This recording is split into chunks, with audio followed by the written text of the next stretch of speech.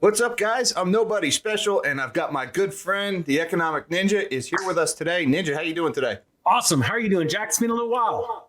I'm doing very good, and thank you. Thanks for being here. By the way, I need your alter ego for this one. I need the real estate ninja. Oh, I was going as Rick Ashley today, just so you know. Uh-oh. Never gonna give you. Sorry. Okay, let's do this. All right. Was that the first Rick roll in the history of this channel? I think it was. So I need you to put your real estate hat on. Don't mess up the bro hook. But Ninja's wearing his real estate hat now. Yep. Because I saw this article, and it made me think of you. I'm going to split my screen here. This one came out. It's a couple of days old now, but this was in alignable.com. Alignable is a small business software company. They surveyed hundreds and hundreds of small businesses around the U.S., and some of the data they came up with was a little alarming. Record surge in rent delinquency, up 7% in October, totaling 37% for U.S. small businesses. 37% of U.S. small businesses were unable to pay their rent in full and on time for the month of October. Now, that doesn't mean they're all getting evicted. It just means they couldn't pay on time and in full. They were either late, or they paid partially, or they're just outright delinquent. And there's some really interesting stuff here because some of the reasons that are being cited, there's no one reason. 51% cited higher rents, the cumulative negative impacts of more than a year of high inflation, recessionary fears, steeper than usual gas prices, ongoing increases in supply chain costs, rising labor expenses and shortages, and a slowdown in consumer spending. But it was pretty much across the board. I was looking through this article, and they showed all the different categories, and it was pretty much all over the place. Education, 57% of education businesses are delinquent on their rent. 49% of automotive businesses, 49% of restaurants, transportation, retail, gyms. All of them are on the rise. So small businesses can't make the rent. Yeah, well, stay right there real quick. So there's one common thread is that you don't see grocery stores and gas stations missing rent. So what you see consumer staples. They are strong and they are large and in charge right now. I mean, obviously, low-hanging fruit is subscription services, education. I mean, who needs to learn something new when you can't eat? Honestly, who needs restaurants when you could go to the grocery store and buy more food than you can get at the restaurant right now, and deal with probably better service because of an employment issue, right? It makes just sense. Gyms being down, things like that. Why not do push-ups at home or go jogging instead of jumping on some expensive elliptical? This totally makes sense. Now, what shocks me, and this is really the takeaway, is that you actually beat me to this story, and that just really ticks off the real estate ninja. Getting slow in your old age, Ninja. Oh, I don't know. My gosh. Well, actually, I'm talking for the real estate ninja. He's a little slower than the economic ninja. That guy's like a rabbit. He's just bouncing from story to story. But what's really impressive is going up to the top of this, to think that 37% of businesses are late is a travesty. That is absolute crash, collapse criteria right there. However, here's the thing. A lot of people don't understand time lag. They could be delinquent. They could be late. Doesn't mean they're getting evicted. You want to know why? Because the second next month they missed this month's, next month they come up and they go, here, I got a rent payment. And they go, yeah, but that's for last month. Okay, well, it's for last month. Okay, I want this month. Okay, well, I don't have that. And you know what's going to happen? They're not going to get kicked out because the landlord knows that they can't get anyone in time to fill that spot. And the landlord's dealing with higher all kinds of higher costs, including more delinquencies from other tenants. So they're going to take what they can get. So it doesn't mean that the store is going to close its doors. And as a matter of fact, 9 times out of 10, the small business owner understands, hey, you know what? If I can run a little behind on my rent, they're not going to kill my credit, and I'm going to still be able to keep my doors open. So what's going on is we see a game of robbing Peter to pay Paul right now in small business. Now that is going to catch up, and it is going to hit small business like an anvil over the head this February. And the reason why I say this February is because we're going to have horrific increases, spikes in energy prices. And you know what's really cool? Our president has been nice enough to tell you it's coming, along with the head of the Federal Reserve, which has nothing to do with the federal government, saying pain's coming. And then Biden's coming out and saying, we're not going to be pumping any oil, just so you know. We're going to be at the whim of people that hate us, like Saudi Arabia, and they're going to spike the price on us. That's what we're doing because the game's rigged. Yeah. Just yesterday, he let slip no more drilling.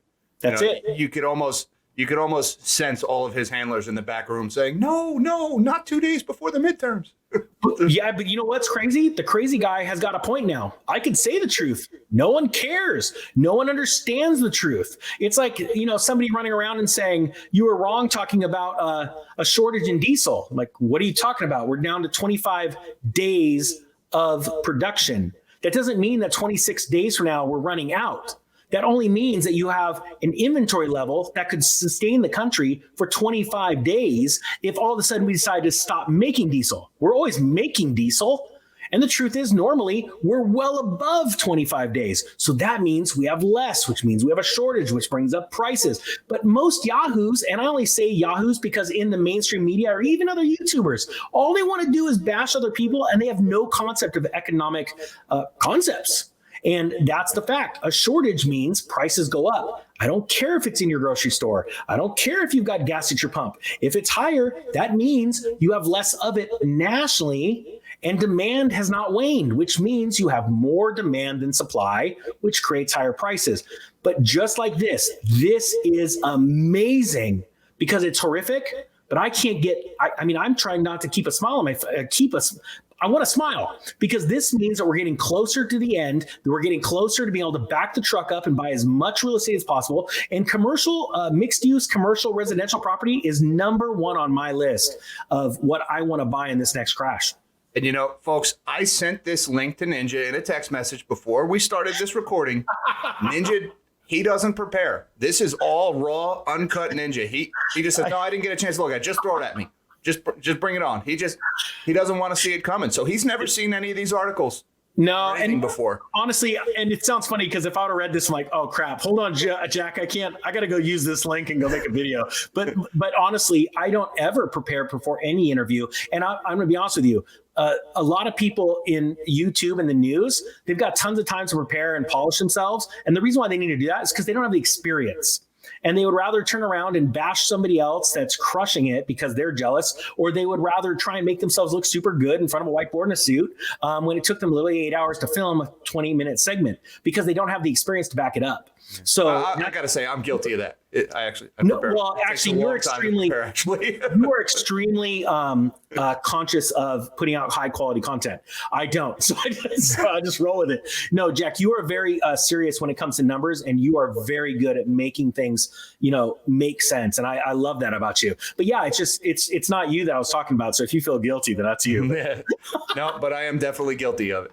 All right. So you mentioned numbers. Check this one out. This is, you're not getting through a Nobody Special video without a chart. That just looks like CarMax or any Carvana chart to me, but go ahead. This is an ETF. This is ticker CMBS. This is the iShares CMBS ETF, Commercial Mortgage Backed Securities. And we're looking at like a year and a half chart right now.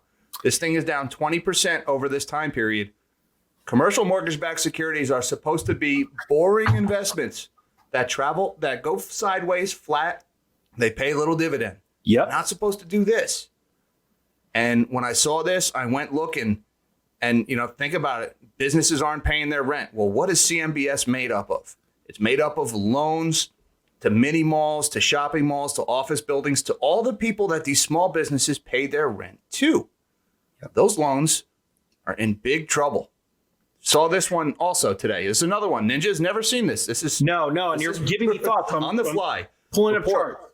1/3 of CMBS showed negative leverage in Q3. Yeah. Now, negative leverage means for that CMBS loan, for that commercial real estate loan, the interest rate they're paying on that debt is higher than the income being generated by the property. That's right. In other words, they're taking out a loan to buy property. They're paying a higher interest rate than they're collecting from that property. Yep. And that's 1/3 of the CMBS that was just issued in the last quarter. According to Moody's, about $5.5 billion of CMBS, equivalent to 28% of the mortgage-backed securities that were issued in Q3, were symptomatic of negative leverage in which the cost of debt is exceeding projected returns on the investment, including projected rent increases. So these people are planning on raising the rent, and they're still paying more for the loan than they're making on the property. These are people borrowing money that have no intention of paying it back. Yeah, and I got to jump in real quick and say that we're looking at CMBSs, mortgage-backed securities, right? You need to really also look at CLOs. Collateralized loan obligations was the new name, really dubbed after the mortgage-backed security fiasco of Lehman Brothers and so on back in 2008. CLOs are going to show a very similar trend down, but you have to understand the amount of money in CLOs compared to MBS is pretty impressive, pretty shocking, and it covers. What? There's a subtle difference between a CMBS and a CLO. I think a CLO, I don't know which one of them you can go after the guy personally. The other one, you have no recourse. There's a difference, but it's a subtle difference. But yeah, CLOs is a huge market. Well, and this is mortgage-backed securities, correct? Yes. Okay, so CLOs can encompass more than just mortgages. So it would be standard. It's been a long time since I've ran through the numbers of that stuff, but it should be a lot larger than MBS, because I used to say MBS is nothing compared to what you're about to see in CLO. Yeah. So there's not a lot of news stories on it. And what's funny? I typed in iShares CLO and I found a little bit real quick. Obviously, I'm on the fly doing this live, but I get a list of iShare ETFs that are closed just in 2022. And we've seen a rash of this, right? Because what's happening is hedge fund managers, back in the beginning of 22 started closing funds, giving back everybody's money and going, I'm out. I can't make money. And this is a great example, yet like 8 months, 10 months later, where they're going, we aren't making money and we're proving it, but we're still going to run your retirement into the wall and destroy it. Because a lot of people have these kind of products in their retirement, some way of form, 401k, Roth IRA, things like that, pensions, where you're investing in TD Ameritrade and some of this. And honestly, what's really scary, there's nothing. It's vaporware. There is nothing behind an ETF. It's a derivative. And it's just tracking a market's, movement. And it's just really, really sad. Yeah, I mean, a CMBS is a derivative. So if you have an ETF of CMBS, it's a derivative of a derivative. I mean, you're the last one that's going to get paid when this stuff goes belly up. Yeah, I mean, yeah, it's. I mean, I'd rather own a common stock over, instead of this, even though you have no recourse over the preferred shares. A lot of people just don't understand how much this is literally vaporware. If you're a computer coder, put it in the comment section below what vaporware is, so everybody understands what it is. All right, one more I'm going to hit you with. All right, and he doesn't see him coming, but this is also on Globest or Globe Street, same website. All right, $17 billion of office-backed CMBS comes due in 2023. So these are old loans that were taken out at lower interest rates, probably about 5 years ago when interest rates were much lower than they are now. Yeah. $17 billion of these loans that are for office buildings. Yeah. Remember, work from home, office buildings not as in demand. Well, these loans are coming due in 2023, which means they're going to have to be paid back most likely with new loans. Remember, we just talked about how a third of the new loans being issued right now in this last article already have negative leverage, meaning they're paying higher rates than the property's income is generating. Yep. So this tells me that we are a long way away from the worst in the commercial real estate market, with people not paying their rents. The loans that are being taken out right now are paying higher rates than the properties are earning. And now all of this stuff that's going to be maturing next year, and has to be renewed next year, boy, there's a lot of pain ahead in the commercial real estate market. Yeah, so I was looking for the story. Of course, this is on the fly. It's not live, but there's probably no editing here. I was looking for it on my phone. BlackRock had to give back its main office building in, was it Manhattan, back in June, I believe it was. They gave it back, and what I did a video about it because they couldn't pay the rents. They gave it back to the bank, and I want people to understand that statement, how important it was. They gave it back to the bank because they couldn't afford it, and the fact is, they also didn't own it. And I want people to understand that as big as you think BlackRock is, the bigger they are, the harder they fall, I said, but also the emperor has no clothes. These funds, as big and powerful as you think they are, you know why they're big and powerful? Because they're using your pension fund money that funnels into their bank account every Friday like clockwork, and they go and speculate on it. And they lost a bunch of money. I want to say it was half of the value of that property. Their biggest achievement, their grandioso skyscraper, gone. And so this is a great story. And the reason why these CMBSs are due in 2023, and we're talking about commercial property, commercial is going to go through something that you wouldn't believe. It is going to be the greatest collapse, worse than the Great Depression in commercial real estate, because you have to realize we just had an advancement in technology with Zoom, StreamYard, like we're using right now, technologies that literally could make certain jobs completely disappear from the office forever. I know companies are literally trying to pull people back because they're losing efficiency and they still have to pay the lease. Like this example, whether their employees are there or not. So they better get them back there and control them, because the quiet quitting movement is large and in charge. A lot of people are working from home and they're starting side hustles. So, you can't con your employees into, you better be the first one to show up and the last one to leave, even though we're not paying you, because of intimidation. They can't do that when you're just doing what you were paid to do on computer. And so that is very serious. All of these, mortgages are due, in 2023, but on top of there's a lot of companies that go, we're done, we fold. Now, when they fold, they lay people off, but they also leave bag holders like this, 17 billion worth of them, if they're out there and they're going, what do you mean you're closing your doors, but you have a lease? So what? Sue us. We're gone. You can't sue us. And the top brass gets all their money plus bonuses. And that's literally how it works in this world. But people don't realize how bad this is going to come to a head in the first quarter of 2023. And, this issue, the CMBS issue, this never really blew up the last time around in 2008, right? It's been on this 5-year cycle. You hear the term sometimes described as a maturity wall. They've been able to just constantly roll over commercial mortgage-backed securities and commercial CMBS debt, all these business real estate loans, really since 2008, because interest rates have always been going down. Even though we've all known for years that we have too many stores, we have too many office buildings, we have way too much commercial real estate in the U.S. But because interest rates have always been going down because of the Federal Reserve, they've been constantly able to refinance these money-losing operations down to lower rates and stay alive for another few more years. And next year, 17 billion of the offices that did this back in 2018, it's time for them to re-up. And they're going to find when these loans mature, when they try to borrow money again, instead of renewing at a lower interest rate, they're going to be renewing at a much higher interest rate, and they're going to be instantly insolvent, cash flow negative. That's right. And this is all precursors to spikes in unemployment, to economic downturn. And you've got to be ready for this, folks. This is out there. It's taking longer to get here than a lot of people forecast, namely myself, but it is still out there.